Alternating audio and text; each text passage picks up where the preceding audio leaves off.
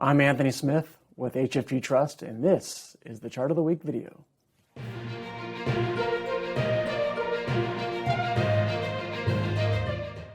Hello and welcome to our weekly video. Well, it was a very disappointing day for Facebook investors today.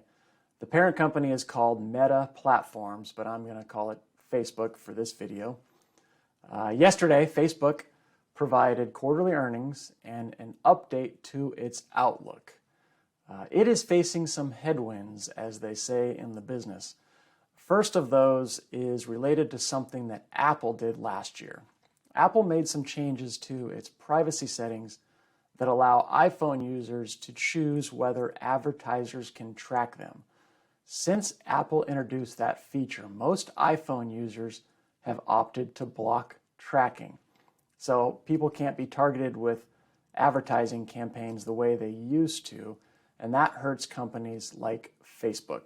Second is that competition from TikTok is fierce and pulling away users. And then third, Facebook's user base shrank for the first time ever, and that's the chart you're looking at here. This is a 5-year look back of monthly average users, and you can see in the December quarter that it plateaued and actually declined a little bit. So how bad was it for Facebook today? Well, the stock price fell 26%. It has now given back all of its gains in the past year, plus some. So the price is down 11% over the last 12 months, and Facebook doesn't pay a dividend, so there is nothing to cushion or offset that decline. It is a true 11% decline in value.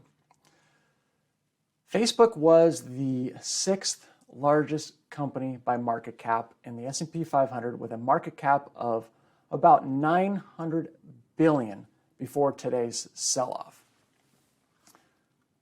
So that 26% translated into an evaporation of $252 billion in market value, and that is the largest single-day decline in a company's market cap in history. These numbers are big, and since most people don't think in terms of market capitalizations on a daily basis, I thought I'd provide some context. So the market caps of McDonald's, Intel, Wells Fargo, and AT&T as examples are in that $200 billion area, individually, not combined. Just to give you a little more context on that $252 billion decline in market value. There is definitely some concentration at the top of major U.S. stock indices, and this is something that we covered a couple weeks ago. You've got these mega cap companies like Facebook, and if you look at for example, the technology heavy NASDAQ index, it's got 3,500 companies in it, but the top 5 companies make up about 40% of the index by market value. So when one of those mega caps has a bad day, like Facebook did today, the impact is certainly felt in investment funds that aren't diversified appropriately. So the NASDAQ fell 3.7% today. That's just a massive decline for a major index.